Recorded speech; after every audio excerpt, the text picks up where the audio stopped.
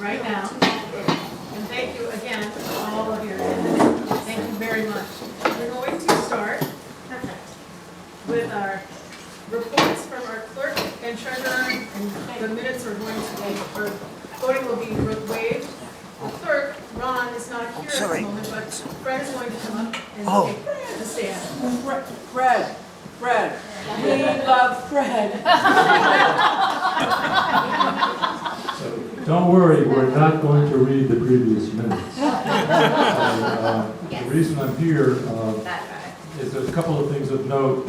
We have a new person with us who is serving as clerk, and he is a techie, so he's actually using audio file, and it's being recorded. My phone is sitting over there with Tom Cristiano, and he'll take that, and he's got a software workflow where he cranks that in, and it comes out as a summary and then a full minutes report. So I thought you'd be interested to see that we're in the 21st century, I guess, and even though we're old historical techies. So Ron's not here. He wanted to, he's about 2 weeks out from recovering COVID, so he wanted to spare us any risk of that. Just like you, Tom. Also, I wanted to mention that Ron is a diehard researcher, and he's really been digging in on the history of this house. And we have a discrepancy between what the Historic Commission has as the official date in the 1700s, 1724, whatever it says on the front of the house. And if you look over here, there's a sign that says Barrett Bottom Homestead, 1663. So Ron found a deed that wasn't on the Historic Commission research, dated 1700, okay? And that kind of turned things around. And we also had a dendrochronologist come in and do some research on some of the beams in the basement downstairs. So we may be getting back to the 1663 date that this house had a couple decades ago. Thought you'd be interested. Thank you.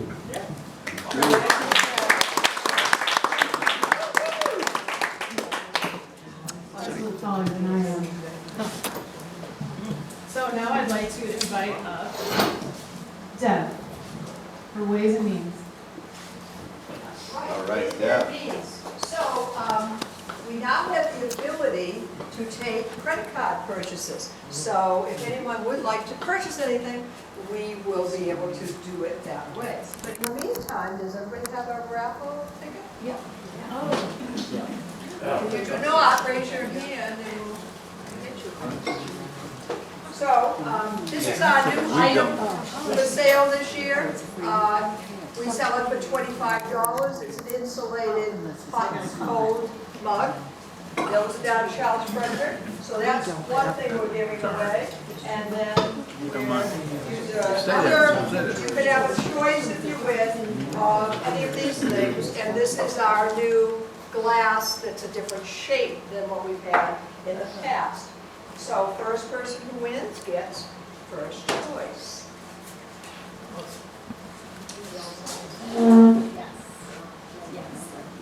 Okay. And Madam President, would you mind?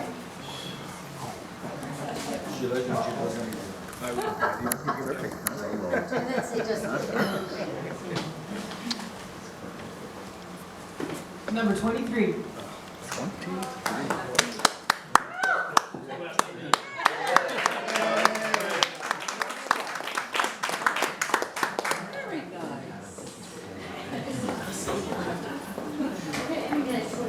You do, you get the choice. This goes with this. You lucky girl. Just one. Okay, here's your applause. Thank you very much. That was my choice. Yes, good choice. Number 34. Oh my God, 34.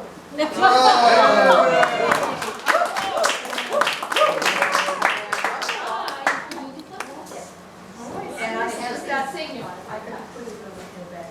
Okay. All right, thank you. And last but not least. Number 15. 15. 17. 15. We're not number 15. 15. No, it's not right. Somebody was in line, you want to come in. So thank you very much for your continued support of buying items. Everything we sell is at Chelmsford Jewelers. We thank them very much. They sell everything. We get all the money back that whenever anybody buys, they take nothing. Yeah, whenever you like it, glasses. That's why I buy my watch bands. That's all it is. That's cute.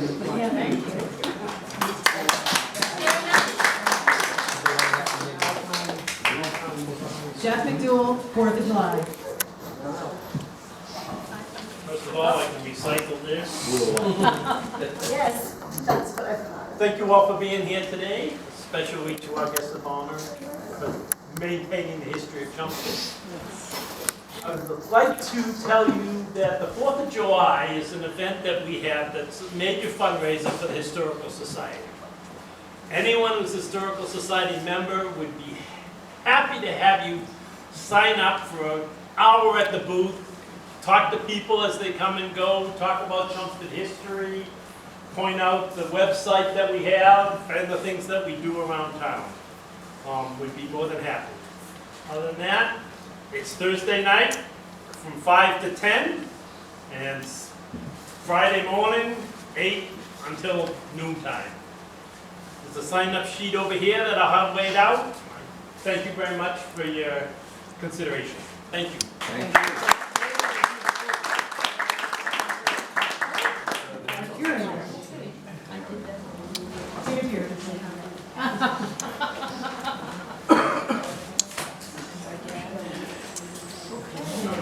So, we've had a few visitors this year, 4 different people from well, 4 different parties of people from Massachusetts, from California, from Georgia, from Minnesota, from Washington. We had a few sessions this year. We have a nice history of the Central Congregational Church, oral history, and a few postcards.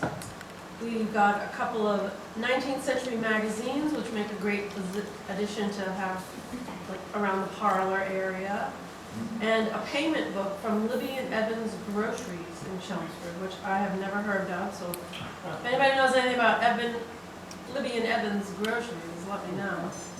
A couple butter presses and an iron, quite a few Chelmsford ginger ale bottles, and some other commemorative bottles, and some bio matches, a Lowell Sun article about the ginger ale factory, and a bicentennial Minuteman button, and an 1846 Roby sword. So those are our accessions. There's a new display in the house about dairies and butter making, and there's a display that I hope you all go through that door and you can check it out. It's been in the Chelmsford Library for the month of April, all about the Minutemen and the Battle of Lexington and Concord and Chelmsford's involvement in that. So that's just right through the doorway there. You can check that out. And then I want to introduce you to this lovely coat. This is the Charles Sweetster Freedom Coat. And it was in pretty rough shape in our collection, and we sent it out last spring to Historical Custom Services for conservation. This heavy wool coat was originally donated to the Historical Society by Mrs. Irvin W. Sweetser in 1955. Irvin was Charles' son. It was made by Charles's mother, Mary Adams Sweetser, and given to Charles on his 21st birthday in 1841. It's a rare survivor from the end of an era when clothing was produced from the wool of local sheep that was spun, woven, dyed, and sewn for domestic wear. This practice began to decline with the introduction of local textile mills. Freedom coats or freedom suits were typically presented by a master tradesman to his apprentice at the end of the 7-year training period. And because the coat was made by his mother, we might speculate that Charles was apprenticed under his father Elias, but we don't know what Elias did. So after intensive repairs and cleaning by Henry Cook, he's the owner of Historical Custom Services, we got it back in August, And it made its big appearance at the car show we had last summer. And that's like, you know, the big thing we did this year. That's all.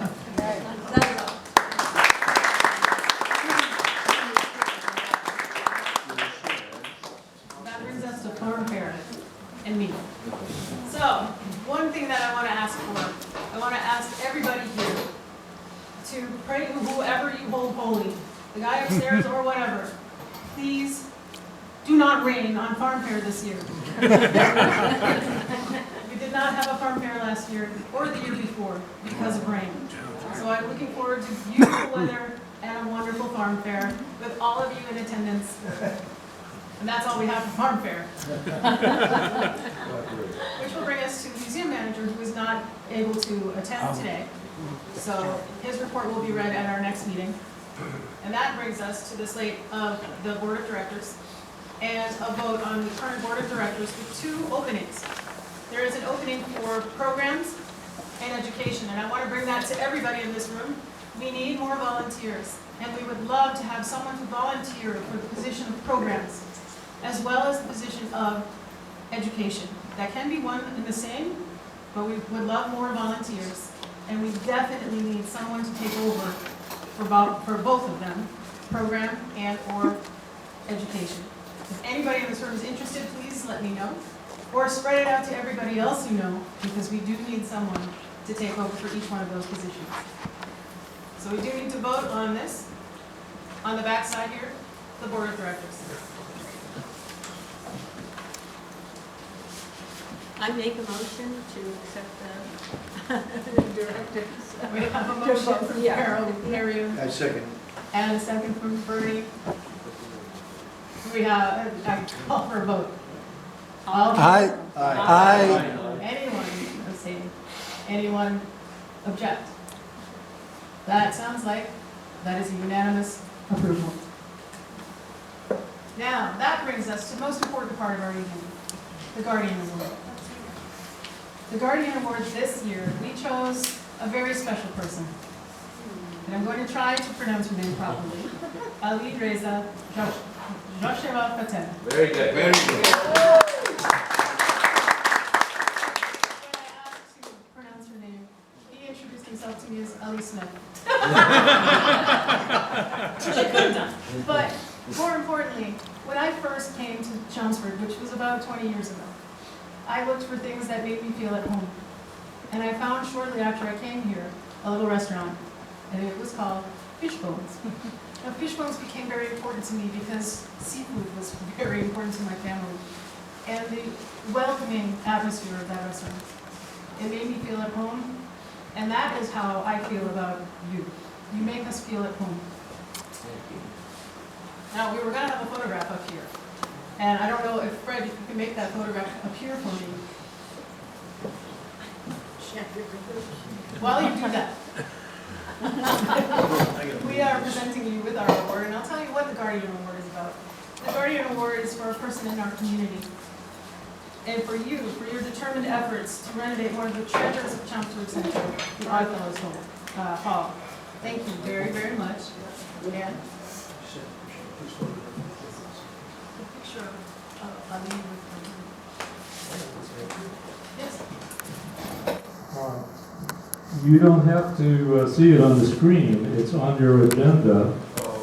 And what Lisa would like to ask you is, how many of you know who the lovely lady on the left on the front page is? I do. If you do, no, don't say who it is. Me. Just raise your hand. Not you, Judy. It's not you, Judy, but you know who it is. Okay. For somebody who did not raise their hand, who would like to guess who that person is? No adventurous people? Come on. You got a guess back here? Okay, go ahead. Nikki Songus. Yes. Okay, any other guesses? You got it. It was Nikki Songus, and that blew us all away because we didn't know. Ali kind of sprung that on us by surprise. He thought it would be fun to throw that picture in, and we put it on our agenda, and now you get to enjoy it. I have one other thing. Go ahead. We have a website. Okay, I apologize for jumping in on this, but I had been asked to do this, and this might be a good time. There is a section on the website that nobody ever reads. Nobody. Okay, now we all know that people have very short attention spans these days, and nobody reads anything. Well, we have a section of short stories, and it's linked at the top of every page, and it's called blog. So if you go to our website and you click on blog, you get a bunch of short stories, and they were written by a number of people, including Ron Sykes, who's not here, myself, Becky Warren, and a couple, and Dina. And here's my challenge, okay? I believe that nobody ever reads it. That's what Ron tells me when he looks at the stats. So if you can look at the blog and resist reading any of the stories, okay, let us know.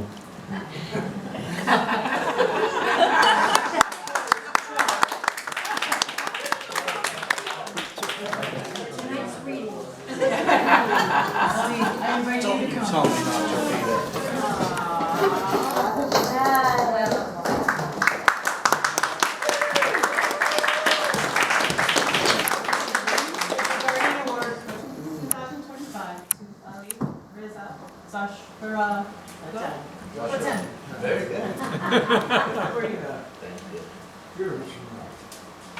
Well, I'm really humbled. I just want to echo Resa's words. 20 years ago when I came to Chelmsford and dreamed of just opening up a little restaurant with a fish market in it, I never realized that I'll be standing here before you and accepting this award. It's really humbling to me. As Resa mentioned, maybe she calls Fishbones home and we call Chelmsford home. Chelmsford has really embraced us as a community, has let us grow, and it's just been unbelievable. When I purchased Oddfellows, I remember somebody told me that in your lifetime you're never going to see a return on your investment. And I told him that return on investment is not monetary value. It's satisfaction and excitement you get from it. So that's what Oddfellows is all about. The restaurant that we're going to put in, the Prime 41, is just going to be another example of what you can do with the vision. And it was long coming, 2019, 6 years, COVID, as we know, in 2020. And here we are. And I couldn't do it without someone special here, Amy Hannaford, right there. I just complain and she makes things happen. So I'll always call her, and when I need something done, she's always there. She's great. She's been with me from the beginning. So thank you very much.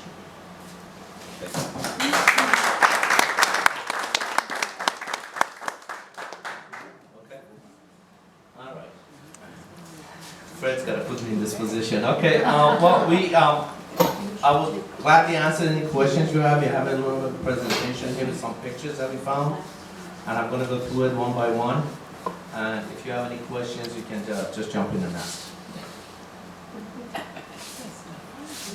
So, I don't know what that is. That's an ironing board. We just found it in there. I don't know when that showed up. It's still it is, but somebody decided to put an ironing board. So, I don't think that's from 1800s, but maybe. So, this is where we, on the first floor, when we got the building out on the first floor, we didn't know what it was. So, as you can see, we had everything shored up. And those are the structural engineers to say what's staying and what is going. And we almost, the building, we kept this quiet, but the building almost collapsed. So because people were there banging everything around, so we said, onions, peel it away, a little bit at a time. So this is Christmas Eve. Somebody needed to get bailed out. So this is what it is, a chief probation officer. We found that because it used to be a bank, so we found that in the attic. And they used to work on Christmas Eve. This is another one, a note I don't know if you wanna, you can see the percentage, annual percentage, 21.5%. That's from there. That's in 1979. And this is Paul Songis. His loan total due was $342.72. He was paying 20.5%. And that was his address in Virginia. Still What's the paying. name on that loan? That is 110680. I tried to sell that to Nikki, but she wouldn't buy it. So it's gonna end up in a frame at 541. In the old days, they used to save everything, so when we started peeling away the plaster, these are the few of the things that we found in there. So they used to bury everything in the walls. Treasures, and we have them, so we're gonna repurpose them. And instead of just putting artwork, this is what's gonna be throughout the newspaper. There's another one. I think we're gonna keep it in that shape. Don't try to restore it to be like a barn find. Thank you.